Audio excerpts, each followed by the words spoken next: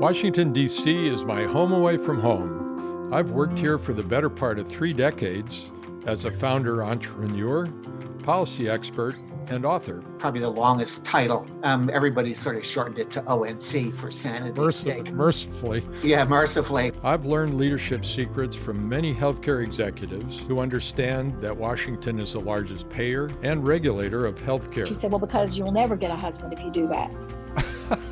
I began interviewing healthcare leaders many years ago because what better way to learn how they think, why they make it to the top, and how they remained there. Think about what was your most challenging engagement.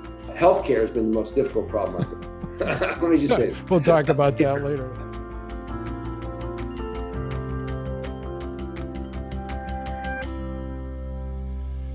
Do you remember Ohio's successful vaccine lottery?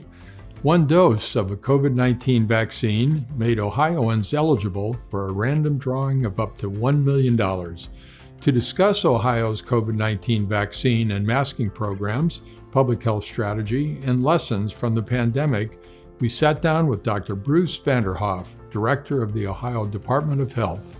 Dr. Vanderhoff outlined responsibilities of departments of health and the broad role they play in addressing health needs.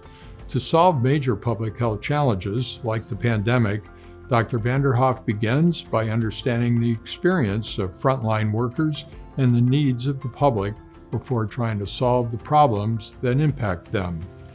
We discuss the differences between a primary and secondary booster and whether an annual coronavirus shot is on the horizon. Dr. Vanderhoff explains the valuable skill of translating science into understandable messaging, a skill he picked up as a family physician. He describes the balance between conveying the seriousness of COVID-19 while also providing hope and direction. For young leaders, Dr. Vanderhoff recommends taking advantage of leadership training opportunities, which will encourage introspection and self-improvement. Well, good afternoon, Bruce, and welcome. Well, good afternoon. I'm glad to be here with you. We're pleased to have you at this microphone. This show is about leadership, and the pandemic came pretty much right about, I think, when you went to the Department of Health, right? Wasn't that right, just about the timing? Yeah. We were talking earlier, Bruce, and your historical perspective here would be very useful. And we were talking about whatever parallels there might be between this pandemic and the so-called flu. Could you share your thinking about that for us? Yeah, it's really remarkable. There are a tremendous number of parallels between this pandemic and that pandemic. For one thing, the pandemic of that back in 1918 actually lasted a number of years. It had about a 3-year run. And by the time that people were reaching about year 2, you saw even then a lot of fatigue. You saw a lot of the willingness to take on extra steps or do extra things really begin to fade. You also saw what I think today we would interpret as increasing issues with resilience at all levels of society. And so I think a lot of what we're encountering or experiencing today, we can look at and say, that's probably just part and parcel of the human experience and how a group of people manage through something as difficult as a pandemic. That's a really, really valuable perspective, Bruce, that we should not forget, particularly with all the partisan divisions around this. It is an aspect of human experience.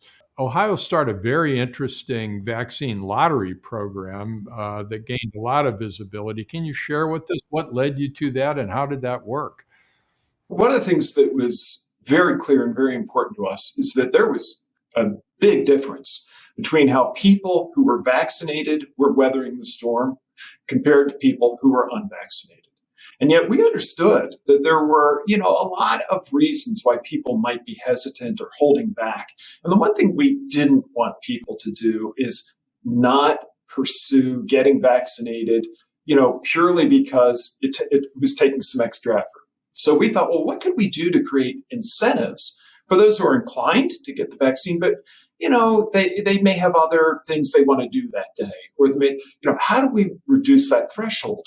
And the idea of a vaccine arose. And Governor DeWine throughout this has been absolutely committed to being flexible and being creative and doing what can reasonably be done to save as many lives as possible. Very focused on the people of the state. And so as this idea emerged, it seemed like one that might be a good idea. And in fact, it really turned out better than I think we hoped it might. If you look at the 2 weeks, compare the 2 weeks prior to the start of the program to the first 2 weeks after, we saw a 28% jump in the number of people getting vaccinated. That's pretty significant. And over the 5-week window, it was more than 500,000 people actually lined up to get vaccinated. Keep in mind, this was at a low point in vaccination. We had just come off, the spring, and now we were headed into the summer, and the virus numbers had gotten really low. And so to get 500,000 new people showing up to be vaccinated in a 5-week window was really far exceeded our hopes. Yeah, that's quite amazing.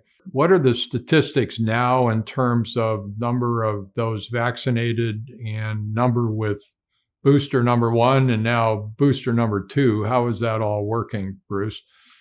I think it's too early to tell regarding booster number 2. And as you'll recall, the indications for booster number 2 are different than booster number 1. What I can speak to pretty confidently, though, is what's going on with the primary vaccine series, the first 2 shots, and then the follow-up booster.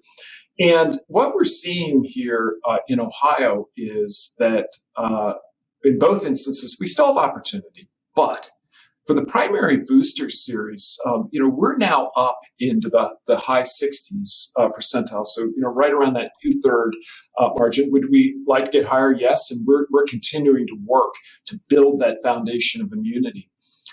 In terms of then getting a booster, numbers are a little bit lower. But in both instances, we're continuing to see people in a sort of ebbing and flowing way, but still a consistent stream of people, thankfully, rolling up their sleeves and getting those vaccines. Now, admittedly, the further we go on, the more of a challenge there is, because we're running into more people who have real reservations about the vaccine, or may have just simply decided the vaccine is not for them. But because we know how much of a difference the vaccine has made in outcomes, at least at the Department of Health, we have not given up in trying to get the message out about its importance and make the vaccine available. Yeah. What's the difference, if you could review, between the second booster and the primary booster? So, I've really come to be a believer to see that first booster as completing the vaccine series. Really, I think if we look at all the data, roll it up, we're basically talking about a 3-dose series as your primary vaccination.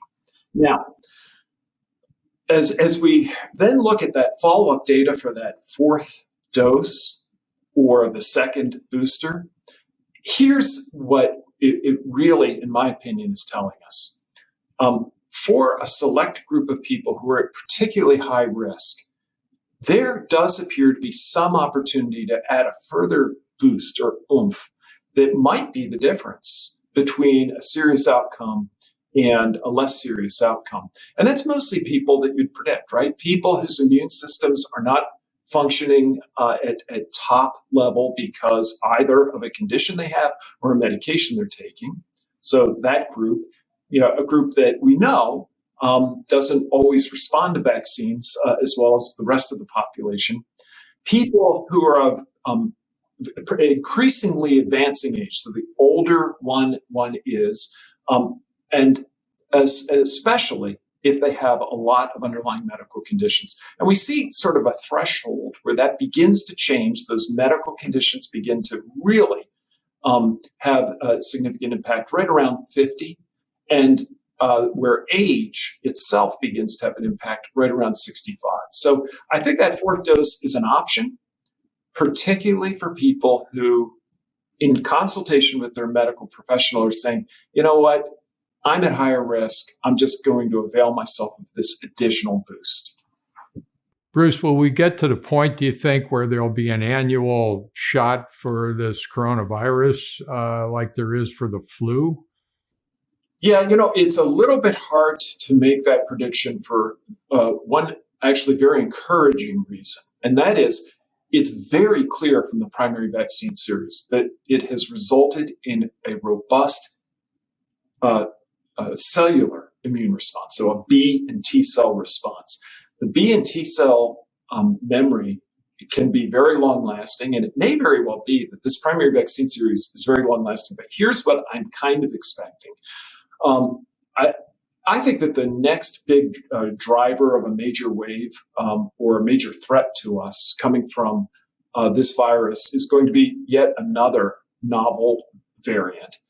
And that being able to add to what we have with the primary vaccine series with a novel booster that may be based on some of the more recent variants, including Omicron, in the fall could very well be a booster that it's boosting by broadening our immunity and our ability to deal with whatever's coming next. Will that need to be a regular occurrence? I don't know yet. And I don't know that anybody knows.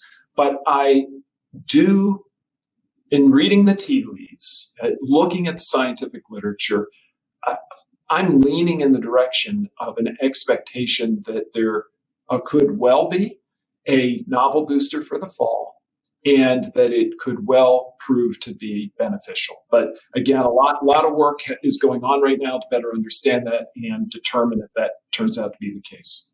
Dr. Fauci, just in the last couple of days, came out with the statement everybody has to make an assessment of the risk for themselves to make their decisions here. How does that allow you, as the director of the Department of Health in Ohio, what kind of flexibility does that give you as you're talking to the citizens of Ohio? Yeah, we have been for a long while now taking a very common sense approach to the issue of best guidance for people around dealing with this virus. And as I've said now repeatedly, look, it begins with the foundation of good immunity, which we believe is best achieved by vaccination. So, hey, if you haven't gotten vaccinated, please think about rolling up your sleeves and getting that. Beyond that, we've also said we are in an era now where everybody needs to apply good, mature common sense to thinking about their medical situation. All of us have to really make good individual decisions about what we're doing. We now better know, all of us, what the risks are related to this virus, that we're going to be inside and we're going to be around people who are spreading the virus, because we know that the viral levels are higher in our community at that time, et cetera. We need to use common sense approaches to protecting ourselves and potentially protecting others. There could be a good reason for me to say at that point, hey, I'm going to put an N95 mask on because it's an added layer of protection as I'm trying to deal with this. By the same token, even when the levels are relatively low, as they are now, there are individuals in the community who have immune issues, who have a lot of serious medical conditions, for whom the right answer could very well be wearing a mask now. And I think it's look, as Americans, we have always supported each other in terms of being able to make individual decisions and respecting those decisions by individuals. And I'm confident that here in Ohio, as I'm seeing now, people will treat each other kindly and with respect, particularly if people are choosing to continue to wear a mask at this time. Bruce, I know just from our past dealings, you're very good at translating science into kind of common speak, but it strikes me that that's probably a really important role for you as the director. Is that true? And how do you think about that? Well, thank you for that. That means a lot to me because I do think it's very important. I think that it's actually one of the primary roles of the director of the Department of Health. I have the opportunity, because of the platform that the governor has provided me with, to message to people what's happening, hopefully in ways that they can really understand. Because my experience has been that people make the best healthcare decisions when they personally feel they understand what is happening and they understand what their options are and the best approaches available to them are. And that's really, I've really taken what I did at the bedside as a family doctor for so many years and simply applied it to this situation and this environment. It seems clear coming out of COVID that the public health actually represents the national economic security of the country. Is that too strong a statement, Bruce? How do you react to that? Well, I did react by saying there's no question they're intertwined. The health of the community, the health of the people, of the state or of the nation has a direct impact on our readiness and ability to respond to just about anything, whether it's our ability to respond to COVID, and the data has been very clear on that. The healthier you are, the better you're able to weather the COVID storm. So what can we do to help as many people be as healthy as they can be so they can better weather the storm? And that's true as we, broaden that and think about, well, what about our economic vitality? Well, the more of us who are well and able to, engage in our workplace and, engage in our communities, hey, the better off all of us are. So you have your medical degree, obviously. You've also got an MBA, but I suspect in this position you have to think like a lawyer. Is that true? I mean, how do you kind of react to all the rules and regulations of the state and the nation here? Yeah, I think it's a very important component of leadership, whether it's leadership, at the state level, or it's leadership at a hospital or in your local community or even in your own practice, because those rules are really the grease that allows our communal life to function. And while sometimes they're frustrating and sometimes they can even be daunting, we do, to your point, really have to try to understand them and be mindful as we're making decisions and trying to chart a course for the future about the guardrails that those are providing us with. And, to the extent that we may find the guardrails don't make sense anymore, our understanding of them then gives us the opportunity to work to improve or modify those guardrails. So I think that's a very good insight, Gary, and agree with it completely. Okay, how do you balance positiveness and hope? You're a very positive person anyway, but how do you balance positive and hope with the seriousness of the pandemic for your citizens in this state? I think that it's a big mistake to not understand the risks, the dangers, and to communicate honestly about this. You have to. You have to acknowledge that. You also have to acknowledge the pain and the loss that people are experiencing. Those are very real. They are part of our shared experience. They're part of individuals' lived experience. But it does not help the patient. It does not help the community to linger there or to perseverate on that. But what people need from their leaders is then, okay, understanding that, what's the hopeful course into the future? How do we navigate this towards success? Because I think that's where you can really make a difference. Understanding for real what people are going through, but then saying, it's all right. It's not what any of us wanted, but it's where we are now. Let's take the information we have and let's navigate our way out of this the best we can. Bruce, how did the department work with hospitals and health systems in the state? Well, it was very, very clear as we were entering this pandemic that partnership and working closely with the hospitals was going to be absolutely essential to our success. And prior to my arrival, Governor DeWine had really taken a step that I think is fairly unique in the country in establishing a zone system.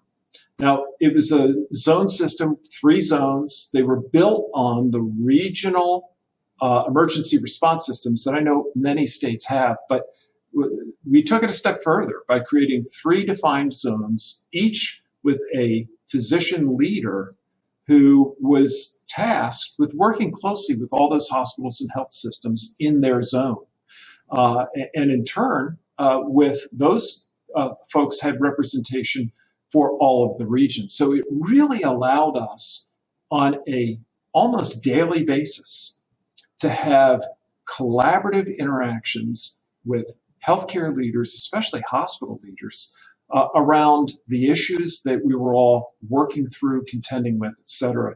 And without going into a lot of detail, what I can say at a high level is that kind of collaborative engagement was game-changing because it enabled us to be very sure-footed and yet responsive as we were dealing with a host of unanticipatable events and issues.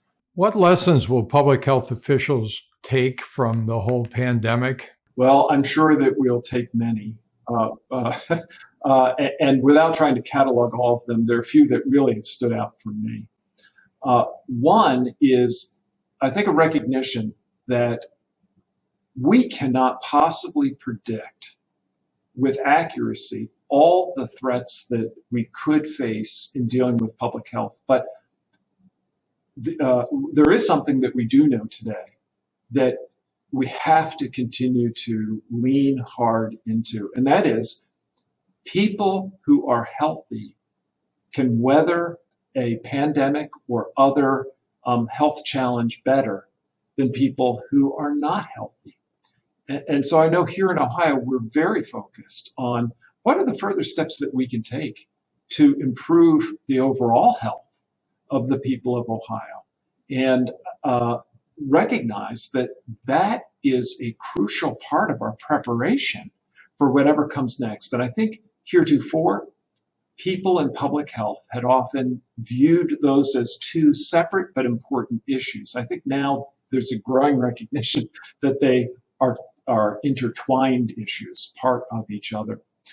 The other lesson that I think we've taken from this is the incredible importance in this day and age of highly developed data and analytic systems that can talk to each other, and reducing as much as possible our reliance on sort of hand counts and paper records and paper reporting or non-electronic reporting. Automating things as much as possible. Not only is it more accurate, but it really allows for a level of analysis that is really important. And so I think you see nationwide major investments beginning at the federal level in a data modernization effort. You and other public health officials have been at the forefront of leadership decisions during this pandemic, and all of you are due our respect for sure. What was life like growing up for you, Bruce? Well, I consider myself very fortunate. I was raised in a large, loving family that had a deep and abiding faith. And one of the things that I can remember my parents saying to me over and over and over again was, "To whom much is given, much will be required." And, it always struck me because we weren't wealthy.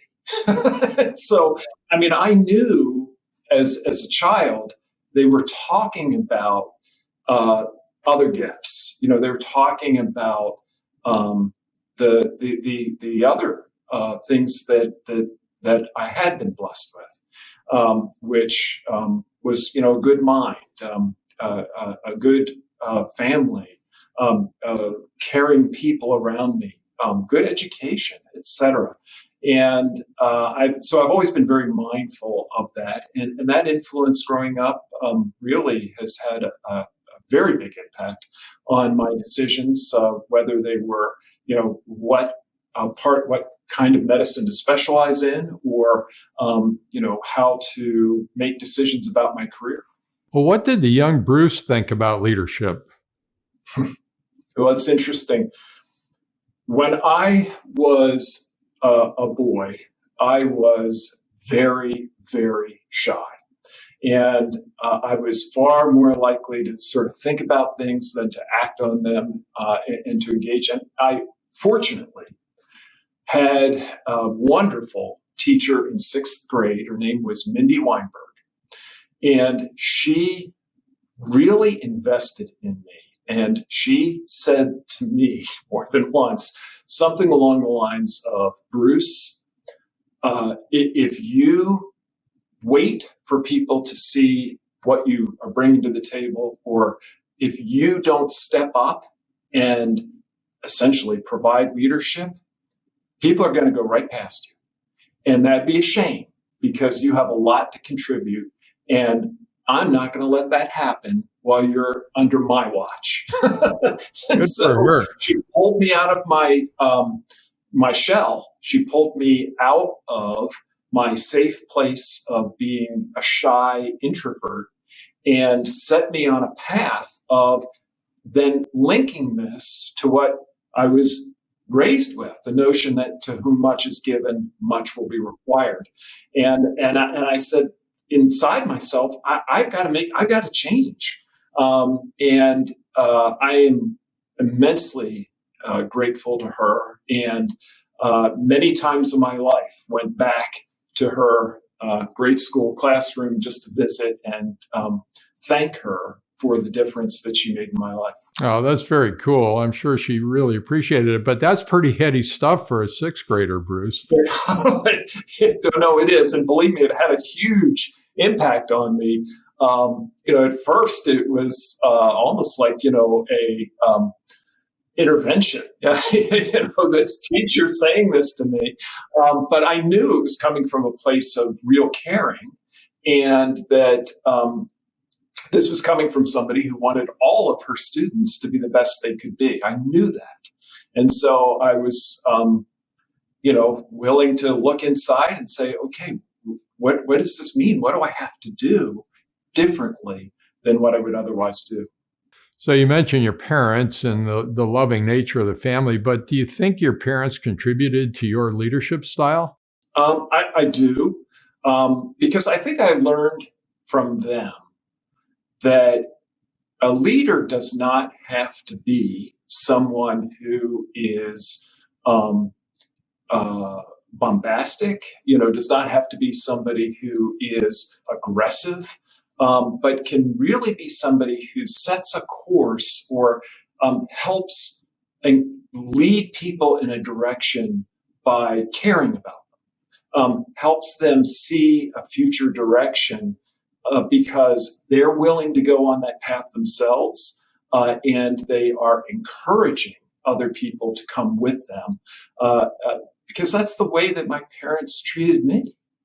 So moving on, you mentioned medicine, of course. You went to Penn, biology degree, basically. At what point did you decide on medicine as a career, Bruce? Well, it's interesting. So, when I went to college, I had no idea of what I wanted to be. And I explored very seriously a number of degree paths, including real interest in anthropology, a real interest in history. But I really fell in love with the neurosciences, and the degree at Penn that is now called neuroscience was actually at that time called biological basis of behavior, but it was a neuroscience degree. And so I just really loved the neurosciences. And I envisioned a career in the neurosciences and medicine. That's what drew me in.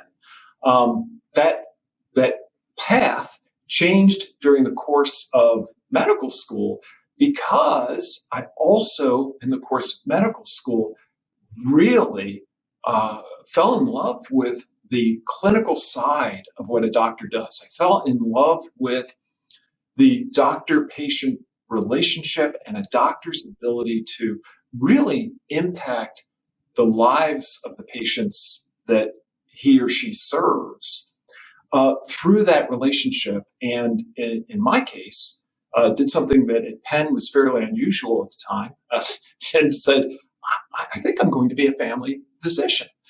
Based on some experiences, some special rotations I was able to take as electives in family medicine out in the community. But again, it was all driven by a lot of these things you and I have just talked about.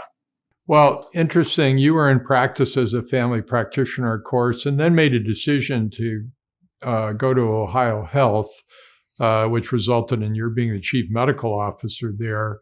What was the sequence of steps, Bruce, that you went through to go from family practice to become the CMO at Ohio Health? Well, even when I had finished with my residency and was heading out into private practice in Ohio, which was a good choice because it's where my wife was from. And so it gave us an opportunity. She'd been with me for a long time in Philadelphia.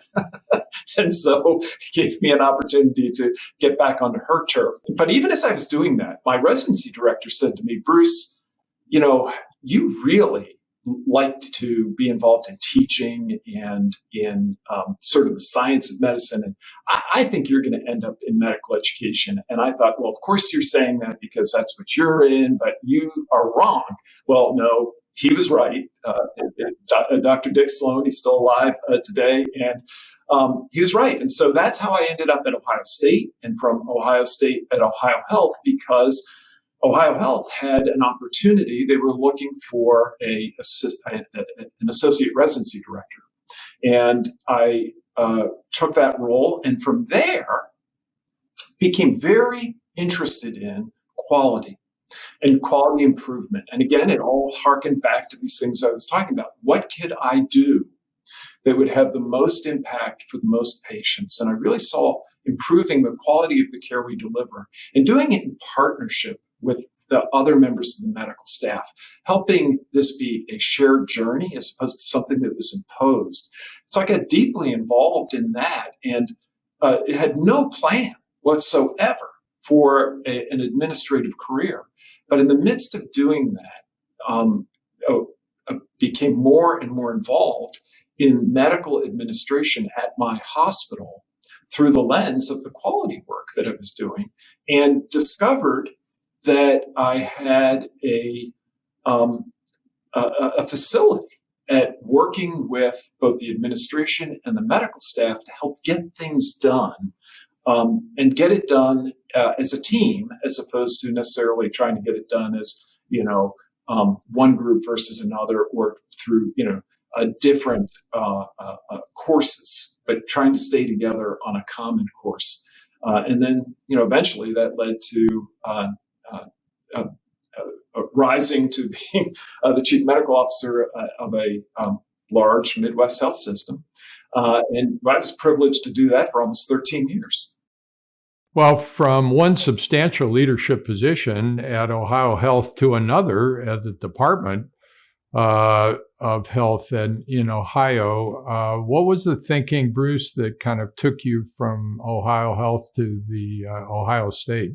Well, I think it all circled back to what we began with. I was incredibly blessed by the role that I served in for so many years at Ohio Health, and had really a medical family there that supported and embraced me. And I remain to this day immensely grateful for all the people there and all the opportunities I was given. But I, for a number of years, was feeling this calling, to whom much has been given, and I have been given much will be required. And I really felt that the Lord was calling me to do more.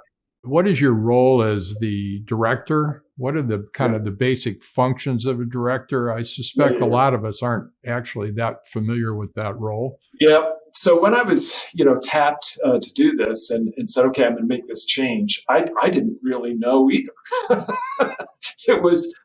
I felt that I saw what was happening, and I knew that there was a real opportunity in public health at the state level to make a difference. And so in the course of it, I stepped into it not fully knowing, but what I've come to know now is that the Department of Health, not surprisingly, plays a broad role in addressing the health needs of the people of the state and advancing health initiatives. Just to give you an idea of the scope of the Department of Health, our budget is well in excess of $1 billion.